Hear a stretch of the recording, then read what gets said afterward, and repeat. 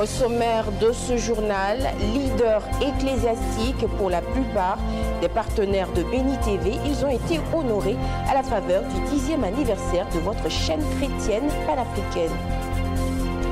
Avec notre correspondant Anissé Kouadio, nous ferons une incursion dans le quotidien des éléments du centre de secours d'urgence du Gontougo. Et puis en Afghanistan, une vague de froid fait plus de 100 morts. Nous en parlerons dans ce journal. Madame, Monsieur, bienvenue à toutes et à tous. Vous suivez l'édition complète de l'information. Ils sont tous des leaders religieux. Ils ont pour point commun la solidité de leur rapport avec la télévision panafricaine Béni TV. Ces partenaires de Béni TV étaient à la une le 22 décembre dernier à l'occasion de la célébration du 10e anniversaire de votre télévision Béni TV. Ils ont été honorés et se sont exprimés au micro de nos reporters. Béni TV a estimé que c'était le moment de récompenser le groupe Eden et le serviteur qui est M. Saoué, qui est absent, qui aurait bien voulu être là, mais pour des impératifs indépendants de sa volonté, n'a pu être là, mais qui vient saluer Béni TV, qui vient saluer aussi l'ensemble des chantres. Ce prix est pour nous et nous voulons dire encore que Béni TV, c'est vrai, à 10 ans, mais nous souhaitons qu'elle ait davantage 10 années de plus. Nous sommes fiers de ce que Béni TV fait et nous vous encourageons la télé, Béni TV, à continuer à œuvrer pour apaiser les cœurs, pour encourager les uns et les autres, encourager les jeunes, encourager les entrepreneurs surtout. Une fois de plus, happy birthday, n'est-ce pas, à Béni TV. Que Dieu nous bénisse. Certainement, on se retrouvera encore et encore.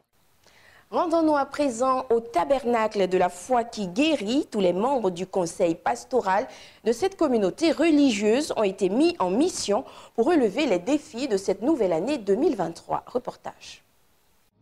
C'est par une prière d'imposition des mains que le prophète Emmanuel Touré, fondateur de cette église, a armé ses collaborateurs pour cette mission dont la priorité reste la construction du siège à Angré dans la commune de Cocody. Nous sommes en projet, nous sommes en pleine construction du siège qui a lieu actuellement à Cocody-Angré, que vous allez voir certainement en image.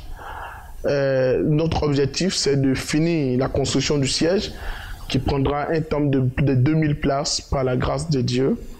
Et c'est notre objectif premier.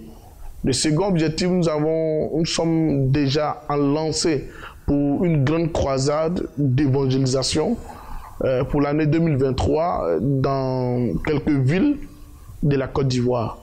Nous sommes en plein préparatif pour cette rencontre, pour ces programmes qui auront lieu, afin de bénir le corps de Christ, afin de parler de la part de Dieu à l'Église et aux différentes villes, aux différentes populations de différentes villes, afin d'amener la présence de Dieu dans chaque ville pour aider quelqu'un à regagner la foi, à s'accrocher au Seigneur. La mission confiée au corps pastoral à la nuit de la traversée tenue à Yopougon-Kati, Maroc, consiste à mettre sur pied une équipe dirigeante formée au plan spirituel. Cette équipe a envie d'atteindre les principaux objectifs fixés pour 2023. En imposant la main à ses collaborateurs, le prophète Emmanuel Touré donne tous les arguments et moyens nécessaires pour assurer les siens quant à la réussite de cette mission dont le principal but est la croissance du ministère, le tabernacle de la foi qui guérit. Les différents groupes de l'Église ont aussi bénéficié de cette prière prophétique leur permettant d'épauler en toute sécurité les pasteurs. Aux fidèles, Emmanuel Touré a fait des recommandations pour réussir l'année 2023. On a qu'à te poignarder. Let them stab you.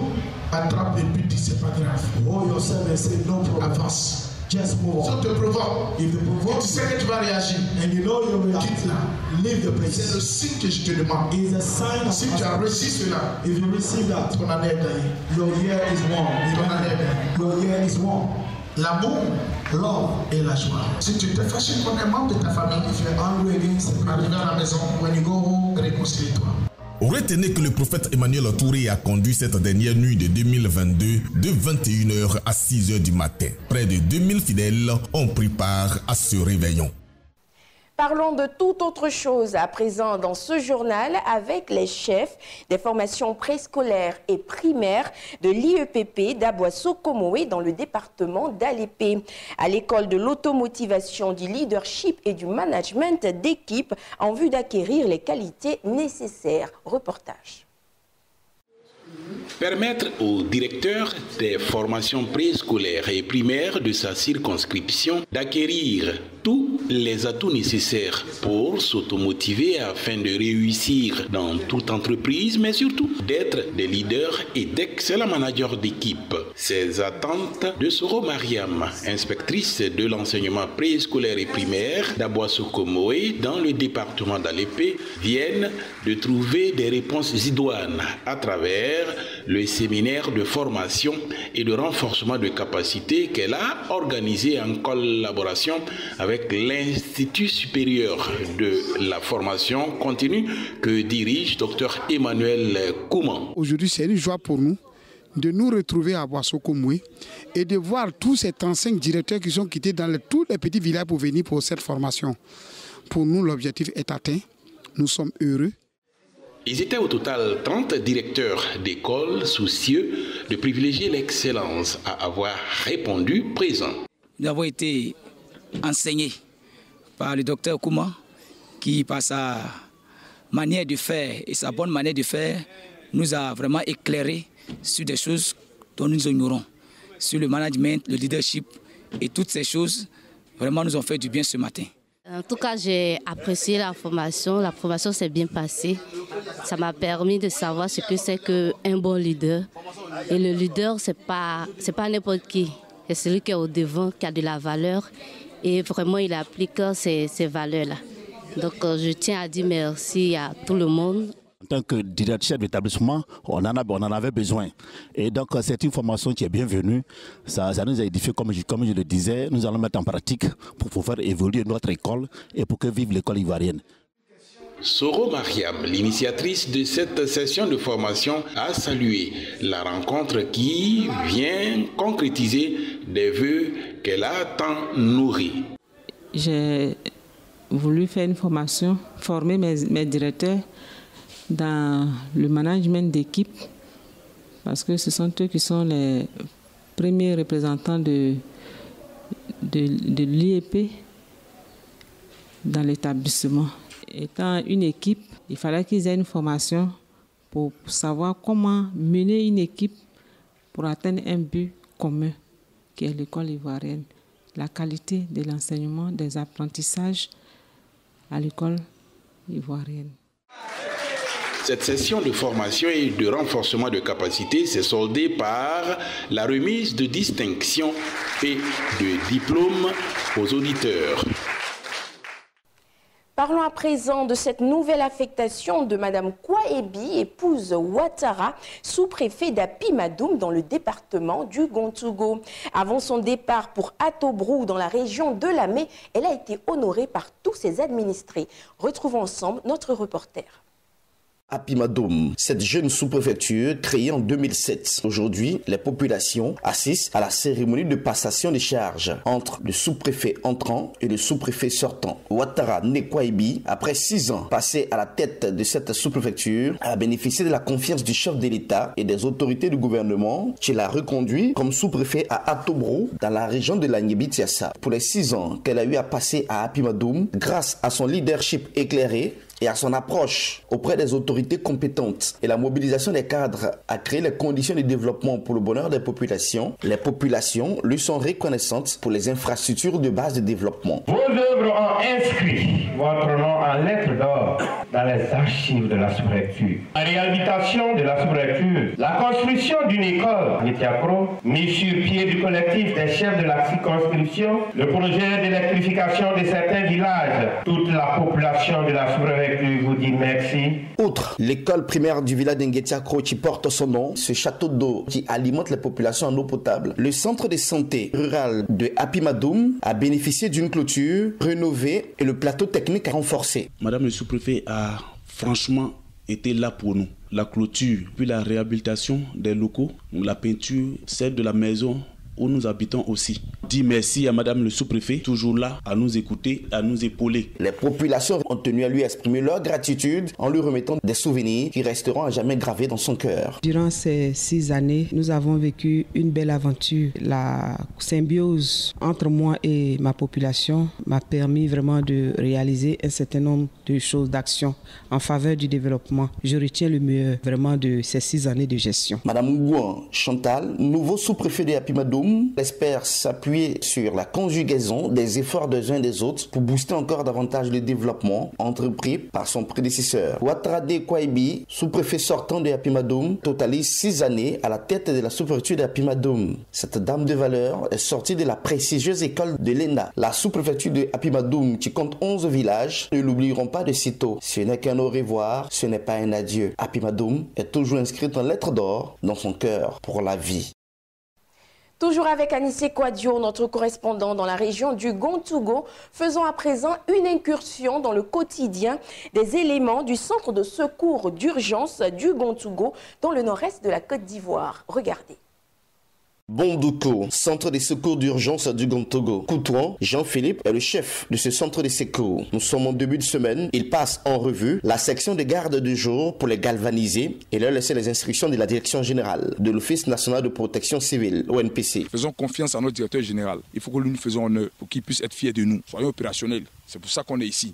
On est dans la région du Gontougo pour travailler. Il faut que la population soit aussi fière de nous. Nous vous demandons de rester toujours vigilants et garder les yeux ouverts. Il faut garder les yeux ouverts, c'est le message fort, car des accidents, il y en a beaucoup qui font énormément de victimes. Les chiffres pour l'année 2022 donnent froid dans le dos. Pour l'année 2022, nous avons effectué 741 interventions, donc 481 accidents de la circulation, soit environ 65% de nos interventions. Ces accidents ont causé 817 victimes, 568 hommes, 147 femmes, 107 enfants et nous déplorons malheureusement 10 décès. La plupart de nos interventions, les 2 tiers environ, sont passés dans la ville de Bondoukou et les motocyclistes sont en particulier les impliqués dans ces accidents. En ce qui concerne les causes d'accidents de la circulation dans notre région, voilà, nous pouvons les résumer en 4 points. L'imprudence des usagers de la route, l'incivisme, le mauvais état des engins et enfin, nous pouvons parler aussi de la méconnaissance et le non-respect du code de la route. Ce sont l'essentiel des causes des accidents dans la région, en particulier, et dans la ville de Bondoukou. En plus des accidents de circulation, nous avons mené d'autres interventions, des cas d'incendie que nous pouvons chiffrer pour l'année 2022 à 51 cas d'incendie, 14 cas de sorties diverses, comme par exemple les sorties de fers d'animaux, des bouteilles de gaz enflammées, des noyades, des feux d'origine électrique. Pour la population, c'est un soulagement d'avoir ce centre de secours d'urgence qui contribue énormément à sauver des vies. Je suis satisfait de ce qu'ils font, puisqu'on a toujours recours et ils répondent toujours présents. J'ai constaté que quand il y a des soucis, quand on les appelle, ils sont toujours présents, ils sont là à temps. C'est ça qui est le plus important. Moi, leur présence est salutaire pour la population parce que s'il faut attendre que les sapeurs-pompiers viennent d'Abidjan, les dégâts seront énormes. Pour l'heure, on est satisfait de leur présence et puis de leur prestations. Pour certains, tout en les encourageant, ils estiment qu'ils arrivent parfois avec beaucoup de minutes de retard sur les lieux sinistrés, ce qui est beaucoup regrettable. Ce que je leur reproche, c'est le retard, parce que souvent quand on les appelle, ils mettent le temps, je ne sais pas si c'est la distance, mais ils mettent le temps avant d'arriver. C'est ce que moi je leur reproche, quoi. Sinon, en tout cas, dans l'ensemble du travail est salutaire. Pour le chef du centre de secours d'urgence, parfois les retards sont dus à des fausses alertes. C'est pourquoi ils invitent les populations au civisme et à la collaboration pour la réussite de leur mission. Nous sommes confrontés à des fausses alertes. Et vraiment, c'est déplorable, car ce phénomène est un facteur qui entrave gravement à la qualité de la réponse. Nous profitons de votre antenne pour pouvoir sensibiliser les populations, parce que l'alerte des secours se fait en cas d'urgence. Il faut appeler les pompiers lorsque cela est vraiment nécessaire, en cas de détresse. Lorsque une personne appelle les pompiers pour ne rien, pour voir seulement les pompiers s'engager, il y a quelqu'un qui est déjà en ligne là-bas, qui est en train d'appeler pour une détresse. Il faut appeler la population au civisme et à la responsabilité afin de mettre fin à ce phénomène de fausse alerte. Plus d'accidents de la route ou encore plus d'accidents domestiques. Explosion de gaz dans les différents domiciles. Marchés brûlés ou autres grandes surfaces parties en fumée. Plusieurs morts sur nos routes. Coutouan Jean-Philippe, chef du centre de secours d'urgence, interpelle les uns et les autres à faire beaucoup plus d'efforts pour éviter que 2023 soit encore une année de tristesse. Le centre de secours d'urgence de Bondoukou a ouvert ses portes en 2015, a été inauguré officiellement en 2019 et sur l'état l'étendue du territoire national de Côte d'Ivoire, ce sont 30 centres de secours d'urgence qui sont opérationnels au service des populations pour sauver des vies. Sur le point de nous dire au revoir, l'alarme du centre de secours d'urgence retentit. Il faut absolument aller rapidement sur le terrain pour sauver des vies. Le devoir les appelle.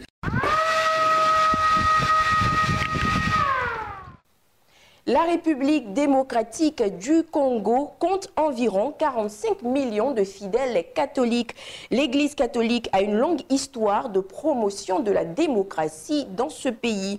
Elle est déjà en ce début d'année 2023 sur le pied de guerre pour les élections présidentielles, législatives et communales prévues en décembre prochain. Ce dimanche encore, l'église Saint-Charles-Lwanga de Kinshasa fait salle comble. Et si la messe débute par de traditionnelles lectures bibliques, le prêche se fait politique. Frères et sœurs, que Dieu vous bénisse. Chacun de nous doit faire tout ce qu'il peut pour obtenir sa carte d'électeur. Le père Tamboué est bien inscrit sur les listes électorales et le prouve, sa carte en main. Il encourage les fidèles à suivre son exemple. C'est un devoir civique, un devoir citoyen qu'ils doivent accomplir. Ça veut dire qu'il faut se faire enrôler si vous ne voulez pas avoir demain des autorités qui vous sont imposées. La RDC compte environ 45 millions de catholiques. L'Église a une longue histoire de promotion de la démocratie dans le pays. Et elle est déjà, en ce début d'année, sur le pied de guerre pour les élections présidentielles, législatives et communales de décembre prochain. Une première phase d'enrôlement des électeurs a débuté le 24 décembre dans 10 provinces de l'Ouest, dont Kinshasa, la capitale. Cette année encore, l'Église déploiera des milliers d'observateurs dans tout le pays, avant et pendant les scrutins. Déjà, près de 200 représentants de la SENCO, la conférence épiscopale nationale, scrutent les opérations d'enrôlement, comme Nancy Makola. Ces dernières semaines, elle a visité une quinzaine de centres comme celui-là et fait remonter au siège de la SENCO toutes les irrégularités qu'elle a constatées. Il y a encore le monde qui est là, qui n'ont pas encore récupéré leur carte d'électeur. On ne sait pas comment faire la machine. Même les machines qui sont là, il y a 2 machines qui ne fonctionnent pas vraiment. Cette année, pour la première fois, l'Église du Christ du Congo, qui regroupe des dizaines de congrégations protestantes du pays, s'est associée à la SENCO pour observer le processus électoral. Jeudi dernier, les représentants des 2 institutions religieuses ont présenté un rapport d'étape sur la première phase d'enrôlement et plaidé pour un prolongement de la durée du processus. La question est fondamentale. Les préoccupations sont vraiment inquiétantes. Et donc, il faudrait que la CENI prenne rapidement la mesure de la chose pour qu'elle comprenne si nous voulons sauver les processus. Sans avoir un dépassement du calendrier, les glissements, il faut déjà tirer des grandes leçons à partir de cette première ère opérationnelle. Dimanche, la commission électorale a suivi ces recommandations et annoncé une prolongation de 25 jours jusqu'au 17 février de cette première phase d'enrôlement, notant qu'un gros tiers seulement de l'électorat attendu avait pu s'enregistrer. En Zambie, des centaines de personnes ont rendu hommage ce mardi à l'étudiant zambien décédé en septembre 2002 sur le champ de bataille en Ukraine en combattant pour la Russie. L'événement a eu un caractère triste mardi dans cette église baptiste de Lusaka, où des centaines de personnes ont rendu hommage à l'étudiant zambien décédé en septembre sur le champ de bataille en Ukraine en combattant pour la Russie. Les mécaniques Nirenda avaient été enrôlés par le groupe Wagner dans une prison russe. Il y purgeait une peine de 9 ans pour une infraction liée à la drogue. Les mécaniques a gardé une attitude positive et a parlé de la façon dont il reviendra à la maison, pas avec un diplôme, mais probablement avec une bedaine. Il avait bon espoir d'être un jour libéré et de se joindre à nous. Vivre sans lui ne sera sûrement pas facile, mais nous comptons sur le Seigneur pour s'occuper de nous, pour nous aider. La Zambie avait demandé des explications à la Russie après le décès de l'étudiant de 23 ans. Son corps sera enterré mercredi, alors que mardi, la Tanzanie a confirmé le décès en Ukraine, le 24 octobre, d'un étudiant recruté en prison, toujours par le groupe Wagner. La présidente péruvienne appelle à une trêve nationale après une nouvelle manifestation à Lima réclamant sa démission. À nouveau des affrontements dans la capitale péruvienne mardi, cette fois près du Congrès, le Parlement. La police met en joue les manifestants et tire des gaz lacrymogènes pour disperser ceux qui ont tenté de passer en force dans une rue bloquée. Course-poursuite, face à face, un protestataire enhardi se plante devant les caméras et brandit son message « Dina démission meurtrière ». On n'est pas des terroristes, on n'est pas des criminels. On est des agriculteurs qui demandent justice et paix dans notre pays. La colère et l'exaspération, 7 semaines après la destitution et l'arrestation du président de gauche, accusé d'avoir tenté un coup d'État en voulant dissoudre le Parlement qui s'apprêtait à le chasser du pouvoir. La vice-présidente de Pedro Castillo, qui a pris les rênes du pouvoir depuis, est apparue à la télévision mardi pour la 2e fois depuis le début des troubles. Elle affirme ne pas avoir l'intention de rester aux affaires après les élections de 2024 et demande pardon pour les morts, une 50aine, promettant des enquêtes pour savoir ce qui s'est passé et appelant à une trêve nationale. Depuis que j'ai pris mes fonctions, nous avons appelé à une trêve avec le Congrès. J'appelle à présent ma chère patrie à une trêve nationale pour rétablir le dialogue. Dina Boluarte avance également la facture des dégâts, 1,2 milliard au total, dit-elle. Dans l'après-midi, des milliers de manifestants se sont rassemblés place Dos de Mayo. Ils demandent toujours sa démission, la dissolution du Parlement et la création d'une assemblée constituante. Au moins 104 personnes sont mortes en seulement 2 semaines. Le bilan de la vague de froid qui sévit actuellement en Afghanistan est lourd. Reportage. Mieux vaut Kaboul sans or que Kaboul sans neige. Un vieux proverbe que la vague de froid qui empoigne la capitale afghane pourrait bien faire mentir. Avec un hiver aux températures les plus basses depuis de nombreuses années, les flocons sont bien au rendez-vous. Autrefois, les familles craignant la sécheresse s'en seraient réjouies, mais aujourd'hui, comme pour cette mère de famille, le manteau blanc qui recouvre la ville n'a rien d'un amusement.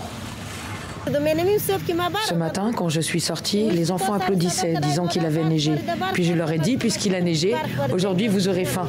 Ils se sont tous tus, fatigués, et n'ont rien dit, parce qu'ils ont compris que leur mère ne pourrait pas travailler aujourd'hui, et qu'ils auraient vraiment faim. Depuis le retour des talibans au pouvoir en août 2021, les milliards de dollars d'aide internationale se sont taris, plongeant l'Afghanistan dans l'une des pires crises humanitaires au monde. La moitié de ses 38 millions d'habitants sont confrontés à une insécurité alimentaire aiguë et 3 millions d'enfants risquent la malnutrition. Je n'ai pas d'autre choix que de me débrouiller. Personne ne peut me prêter d'argent. Il n'y a pas de banque, d'amis ou de parents. Personne n'en a assez pour lui-même. Chacun a ses propres problèmes. Mais même la débrouille, parfois, ne suffit plus. La pauvreté qui accable certaines familles les oblige à l'impensable. Comme ce père qui a déjà vendu plusieurs fois sa plus jeune fille, faute d'argent et de nourriture. Je l'ai vendu 3 fois. J'ai dépensé de l'argent que j'ai obtenu, puis quelqu'un est venu m'aider. C'est ainsi que j'ai pu récupérer la somme pour laquelle je l'avais vendue et j'ai dit à l'acheteur, reprenez votre argent et donnez-moi mon enfant. Je ne pouvais plus dormir. Alors que l'économie afghane, déjà malmenée par des décennies de guerre, s'est enlisée dans la crise, au pied des contreforts de l'Hindu Kush, à 1500 mètres d'altitude, les Kabouliens espèrent passer l'hiver. D'après les services météorologiques, la vague de froid doit se poursuivre cette semaine encore. Toute chose concourt au bien de ceux qui aiment Dieu. Vous êtes toujours aussi nombreux à suivre nos programmes. Restez fidèles à Béni TV, première chaîne chrétienne panafricaine. Ce journal a été réalisé par Armel Atsin, Astrid Atienyo et Antoine Amand. Je vous retrouve très prochainement pour d'autres éditions du journal sur Béni TV.